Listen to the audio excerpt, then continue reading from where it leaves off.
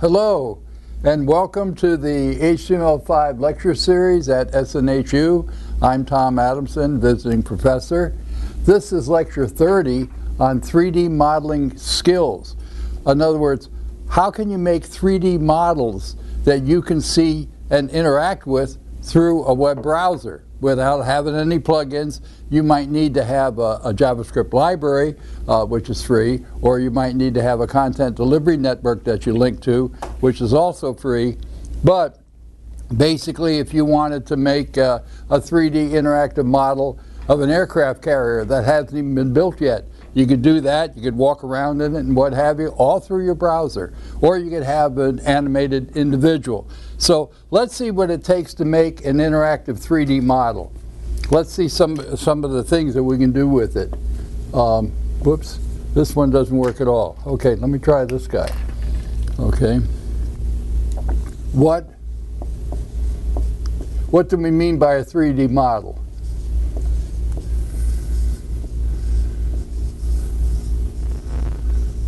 All right, what I'm going to do here, I'm going to draw a 3D model. Here's my 3D modeling skills. Here's a dude, here's his face, and here's his neck, okay? And here's his body, like so. And he comes down like so, like this.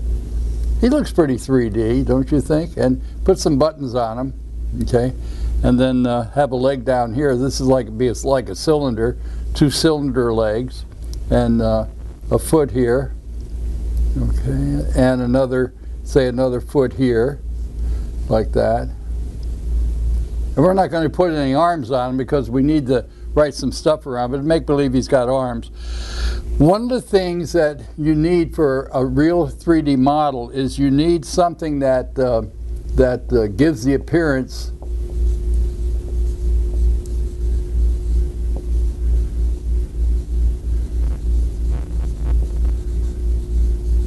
of volume. In other words, what I got to do, and I have to give the appearance of 3D volume in a 2D space, because that's what my monitor is. My monitor is simply 2D.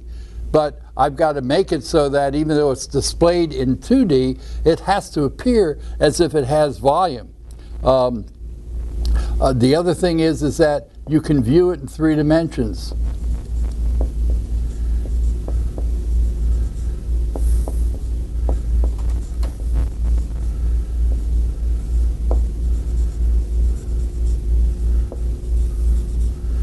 Generally, when I'm viewing a 3D object in the web browser, I have a camera, and I'm the one that's looking through that camera. And the thing is, what I can do is I can move that camera by moving my mouse or moving my arrow keys and go around that 3D object so I can see behind it, see on the sides of it, and what have you. So that's another. The other thing about it is that it has the potential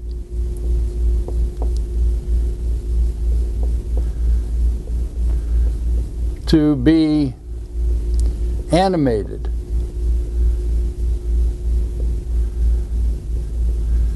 It could be a lamppost and it's just sitting there. I'm not going to want to animate a lamppost, but it could be like a person or a monster or something like that, an avatar, and I can make him look like he's walking or she's walking or jumping or what have you. The other thing is that it can be wrapped in graphics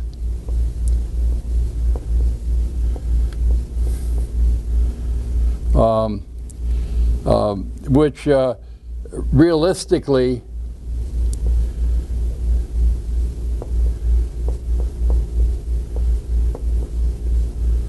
helps its appearance.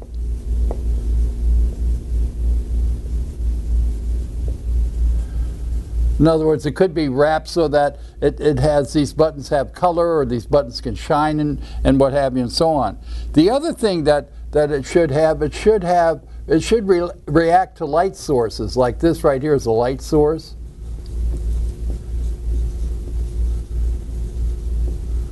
I should be able to see some kind of reflections off the object from a light source.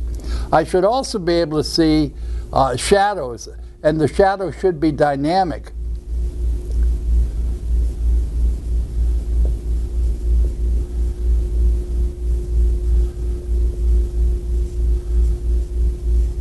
What I mean by dynamic, in other words, if his feet are moving, then you see the shadows of the feet moving. Or if the dude's moving across the screen, then the shadow moves realistically. The other thing too is that the 3D model should be able to react to more than one light source. At least 3 light sources with 3 different shadows. That becomes resource intensive, but that's one of the things we should look at. So let's see. And so it should have perhaps multiple light sources.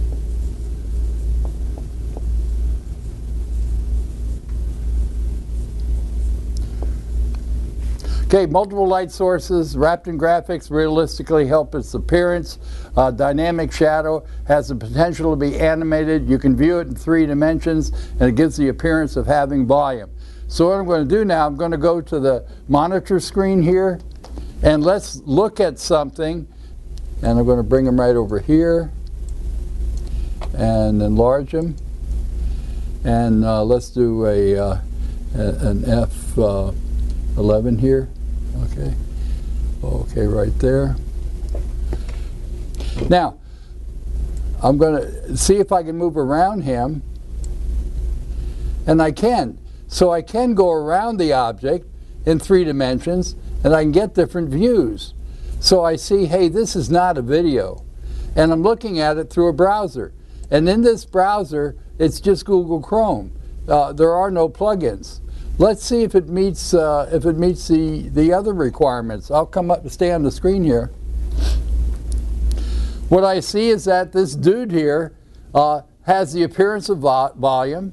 He's got some graphics on him to make him look like he's more realistic. He's got his skin color on him. He's got a shoulder pad here and what have you. Obviously, he's got one light source. And the light source is moving around him. And the shadows that are being cast are dynamic shadows from the single light source. So, and I can interact with it. This right here, this model here, 3D model, I can't do much with except I can go in and look at it. So this meets all the requirements. What's important about this, what's really important about it for this series, is that this is all happening through a standard web browser that I can interact with an animated 3D model in a standard web browser. Okay, we're going to go back to the board here, back on the board.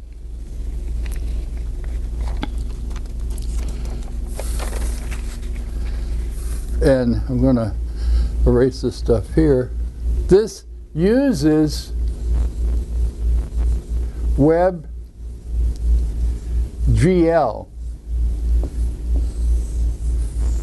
And if you don't remember what WebGL is, we'll go back to the screen there. And let me do this here. And WebGL. This is WebGL. And I'll come back to the screen. WebGL is a cross-platform, royalty-free web standard for low-level 3D graphics and so on. And it's got a reference card. It tells you how to use it and how to include it. It also has OpenMax AL. You may want to look at some of these here. It has there's WebCL, we talked about that. There's Kaleida, we're going to be talking about Kaleida. And it's at www.kronos.org. Kronos.org. So if you go to webgl.com, it's another website. You really want to go to kronos.org. That's WebGL. Okay, we'll come back to the board here. How do you create 3D models that can be animated?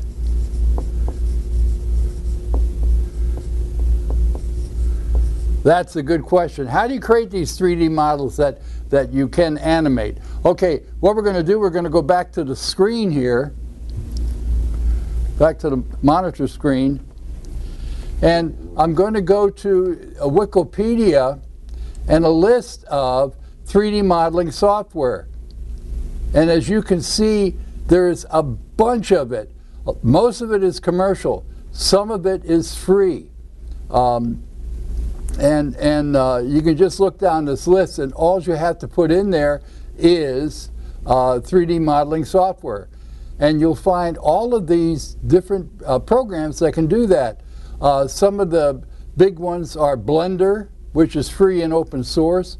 Some of the other big ones are Autodesk Maya, which is a commercial one. Another one is 3ds Max, which is another commercial one. Another is ZBrush, which is another commercial. And there's tons of free ones. Now, the other thing I want to look at is a list of 3D computer graphics software. This is software that will help me make the aircraft carrier plus other kinds of 3D objects. And as I look through here, there are so many of them that they had to list them alphabetically. There's just tons and tons and tons of all kinds of programs out there. A lot of them are free. The rest of them are proprietary. Some of them are free but not open source. They have some restrictions on them. Some of them are free and they also have a commercial version. And the list just goes on and on and on and on. Now, what we're going to do is go back to the board here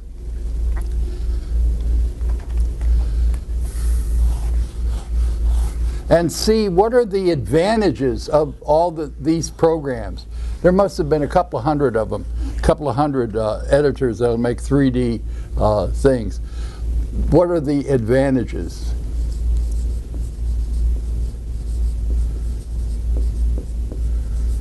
Probably the biggest advantage of using these guys is that they have no academic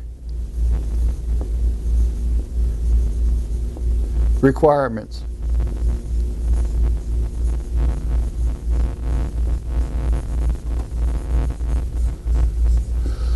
What that means is if you want to create 3D models, you don't need any academic requirements to start creating them, to start using these products. It means that you don't need any no math skills, except for maybe basic arithmetic. But you don't have to know any vector algebra or anything like that. You don't need any math skills, and you certainly don't need any programming skills.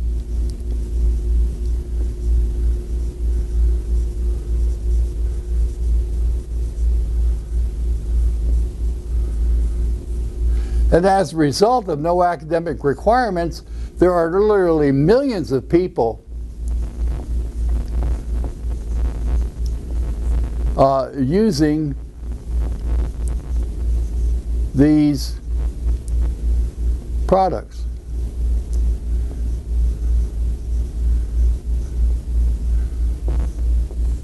A lot of these programs are being taught in junior high schools. They're being taught in high schools. Some are being taught in two-year colleges, two-year tech schools. Some are being taught actually in four-year universities. All of them use what's called point and click technologies.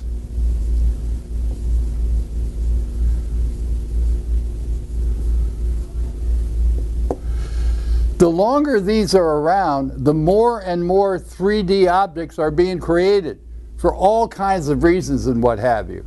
So there are now millions of free or inexpensive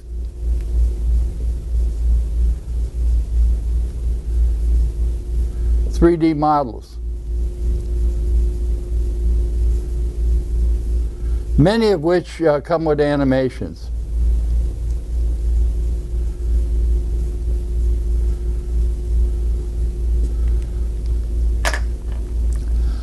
Let's go back to the screen now, if we would, please.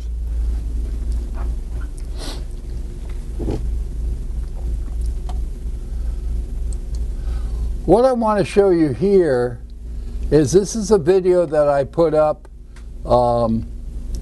last year about Unity 3D Mechanism. And Unity 3D Mechanism is a it comes with Unity 3D, and it allows me to use animation files. And that's what you'll see here. And I'll try and turn down the sound here.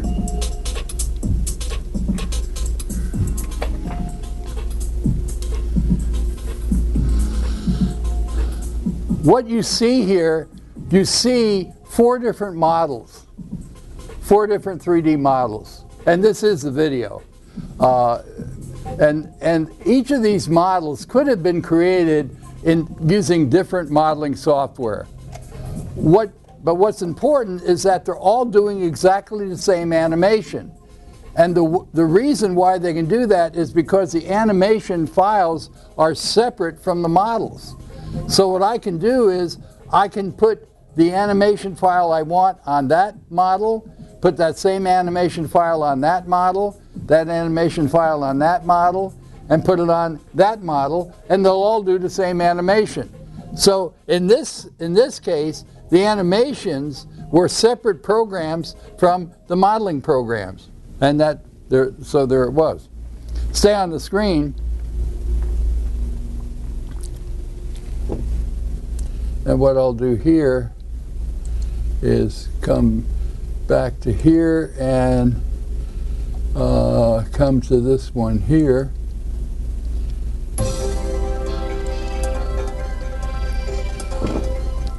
Here's another one that I made. This is a video using the Unity 3D Mechanism animation system. These models are from Unity. Obviously, they're all the same 3D models. Both of these models are using the same animation code. These models here are using a different animation code. This model here is using the same animation code as this model is over here.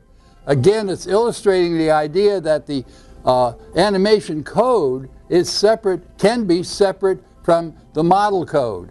And so when I create my model and I pull off animation codes, then I can put them on the appropriate models to have them do things. Okay. We'll stay on the screen. And let me just get back to where I was here.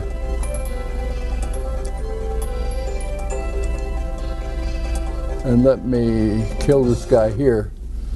Okay.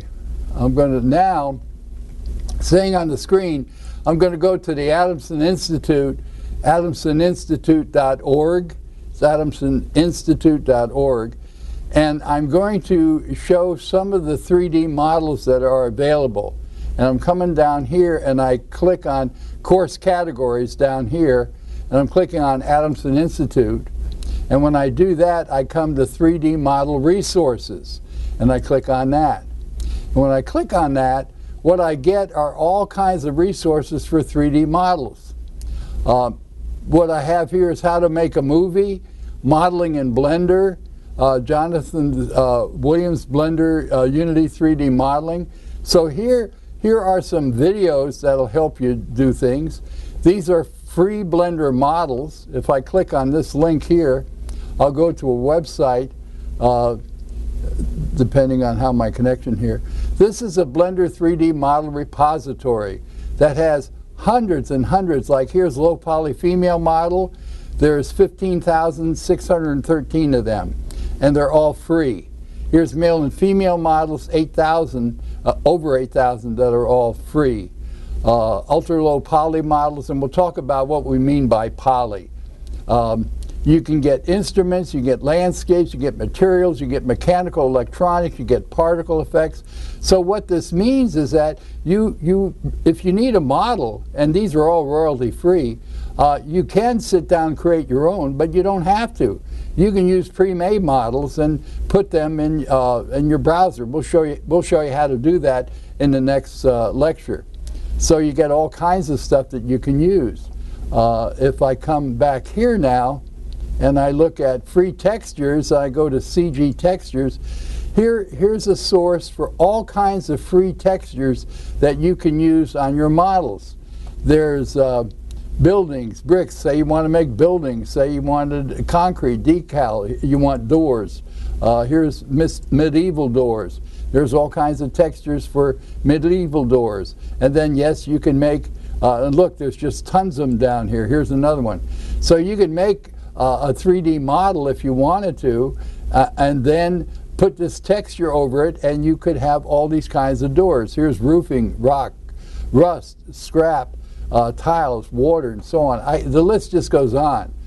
And let's look at another one. Here's more 3D models. This is for Blender. This is called Blend Swap.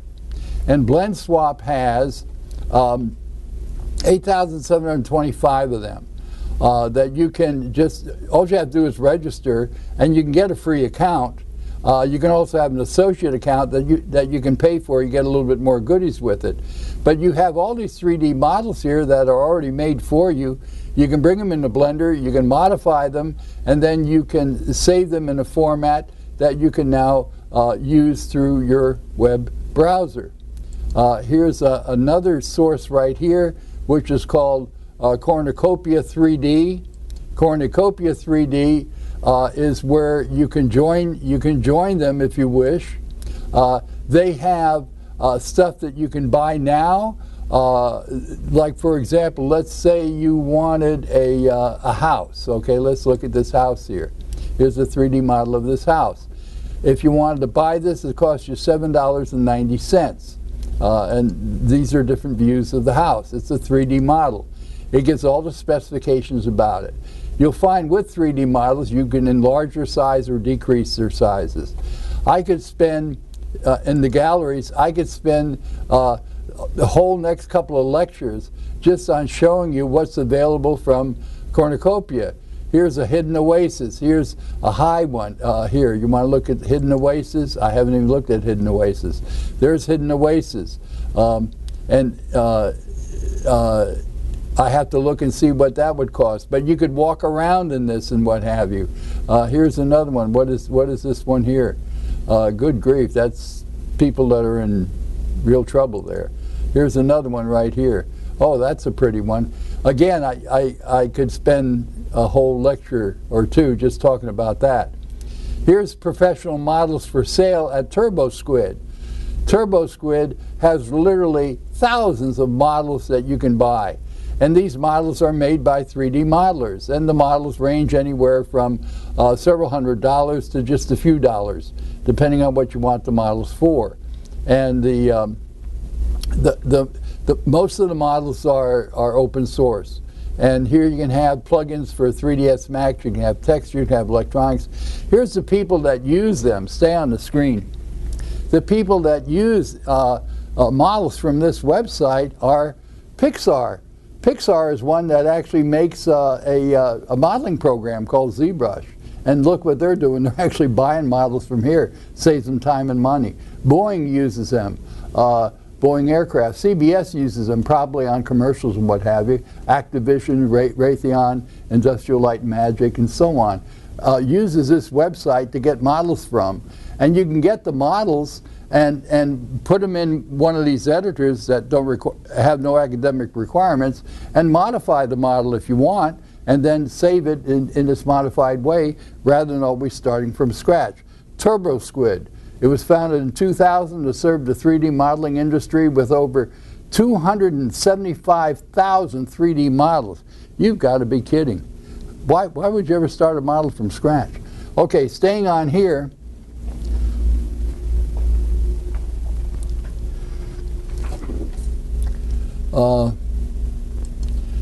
I've got 3ds Max, and this is 3ds Studio. Here's another one where there's all kinds of models, stock photos, there's textures, 3D printers, things I can print out, or I can start selling. If I'm making models, I can put them on here. I've got a $55 car package I just happened to come across here.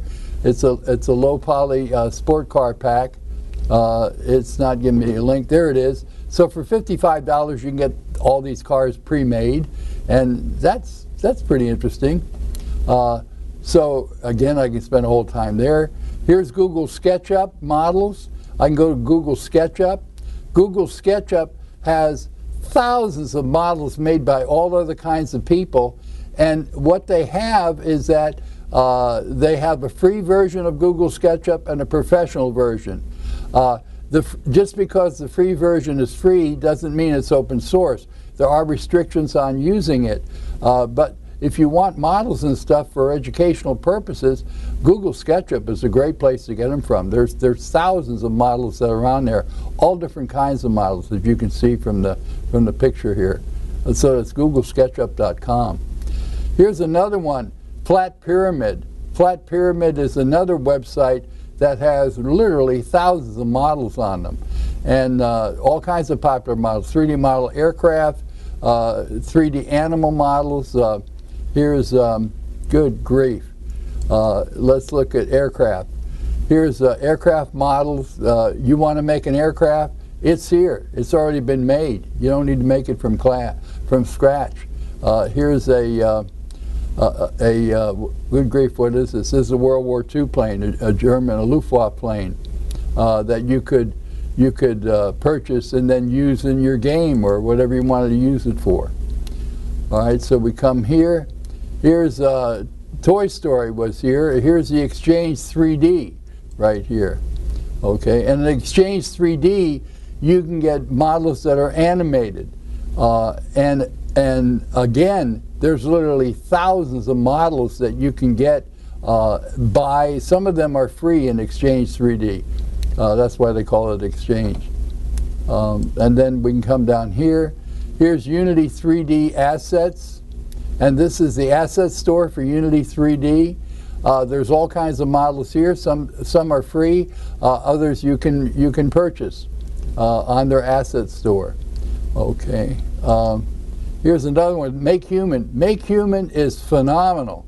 It's free, it's open source, and you can actually make humans that you can, from ages 12 on up, male, female, you name it, make them heavy set, low set, or what have you, put all kinds of different things on them or not on them, and you can download it and install it on your system, and then you can take them, put them in Unity 3D. There's no license restrictions. You can put them in Unity 3D and then animate them. Make Human is a tremendous resource. And then here's some 3D graphic software. And oh, that's right, we already talked about that. And then we come here. Here's Google Chrome Experiments, and we've seen that before. Here's how to rip 3D models from games, and I certainly won't go into that. You look at that at your own risk. Here's free 3D websites, and this lists all the websites that have 3D models for free. And this is 60 excellent free 3D model websites, I'm sorry, that you can go to and get free 3D models from them, all kinds of absolutely no cost. And for the majority of them, they're free to use in your game or whatever you want to use them in. Here's the automatic automation software, and notice who uses it. Microsoft, Sony, Electronic Arts, Blizzard uses them, Gameloft, Ubisoft uses them, Blender, Unity, Autodesk, Disney uses them, what have you.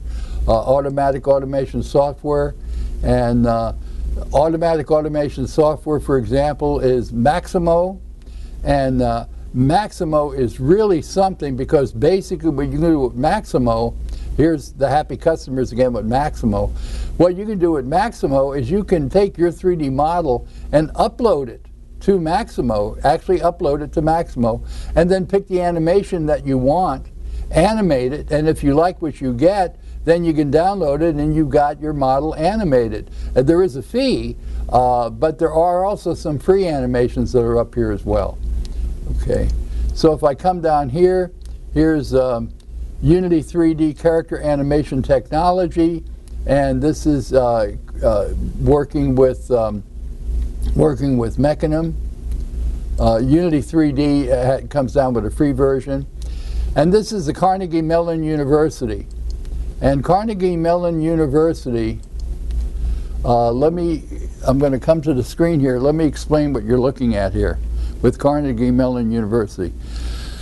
Carnegie Mellon University has thousands and thousands of animations, literally thousands of them, and they're all free. They were given a grant several years back to take all of the animations you can possibly think of and catalog them and put them up on their site and make it free. So you don't have to hand animate anymore. What you can do is you can have your model. It works in 3D Studio Max, it works in Motion Builder, it works in most of the other software things that you have. And then what you can do with those is you can attach them to your model and then use that animation or any part of the animation. So that's the Graphics Lab Motion Capture Database from mocap.cs.cmu.edu. mocap.cs.cmu.edu. Okay, we'll stay on the screen here.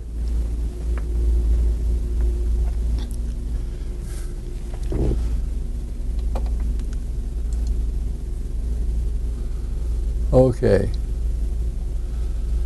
I think I pretty much, yeah.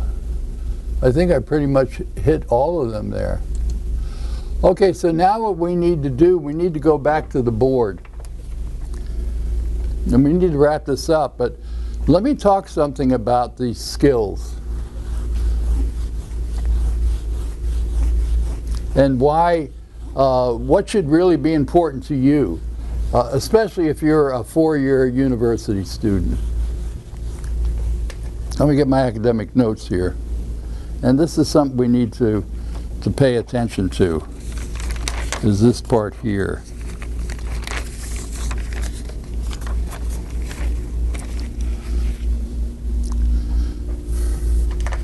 You've got all of these fine programs like, whoops, that one doesn't work anymore. I didn't put the cap back on it, so it's history. You've got like MAYA.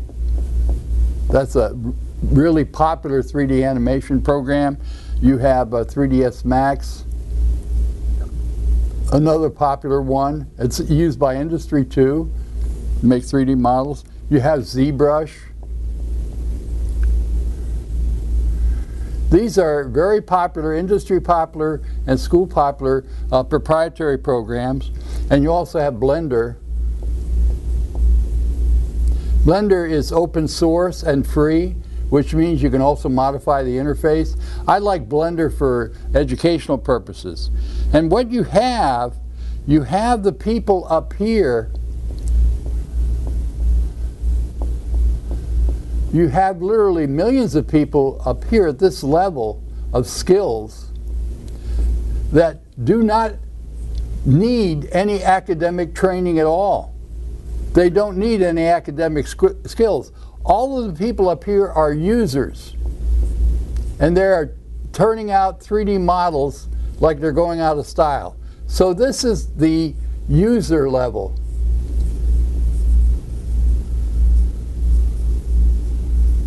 Okay.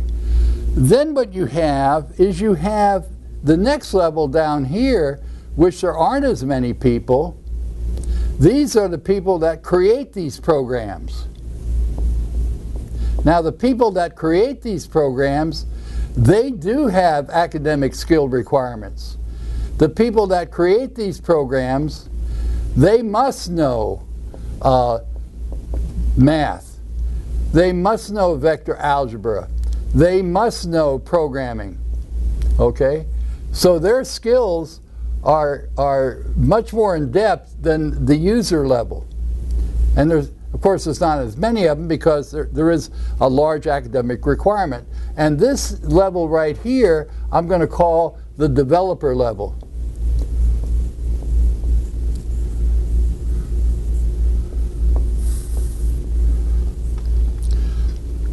So we have actually two levels.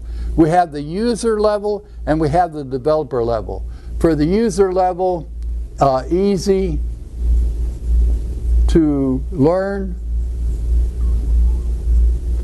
no academic requirements.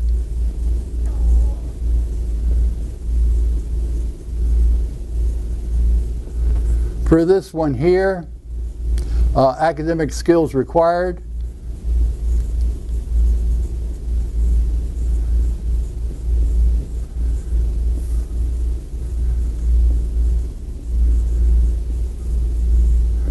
In math, physics, and programming.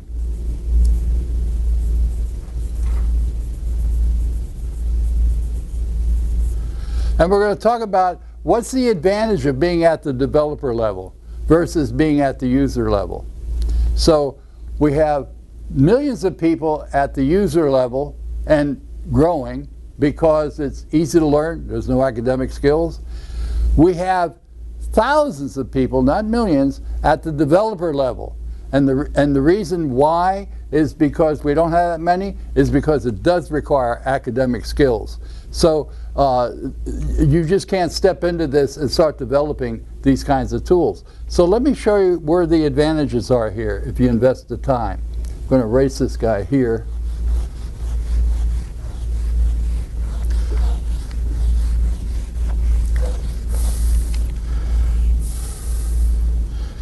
What you have here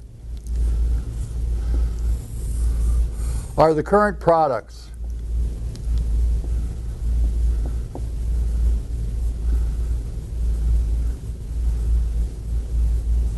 You know, they could be Blender, they could be Maya, they could be 3ds Max and what have you. And we have the users. This is the product users. Product users.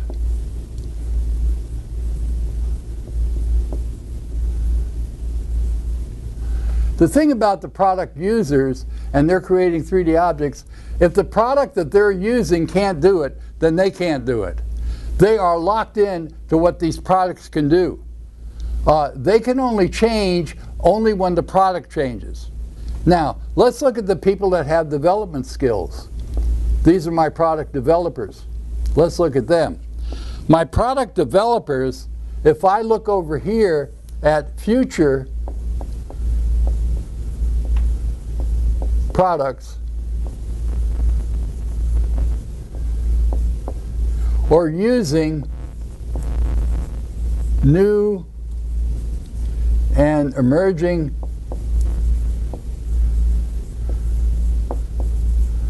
technologies,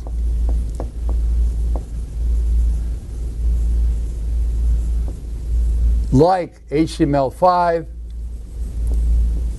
and like WebGL, and the list can go on.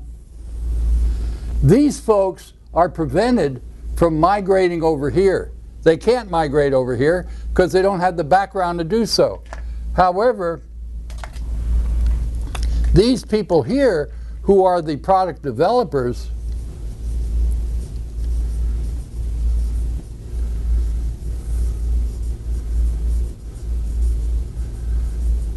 it's easy for them to migrate over here and start looking at future products or even developing future products themselves and start using new and emerging technologies.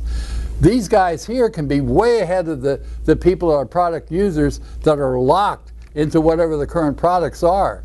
And by the time the current products catch up to this, these people are over here again. So the product developers are always steps ahead of the product users. So you decide yourself when you take any kind of a course or courses in this new and emerging technology called HTML5 and everything that goes with it, you decide, do you want to be stuck as a product user or do you want to become a product developer? I know what my choice would be. Anyway, that's it for this lecture. Thank you for attending.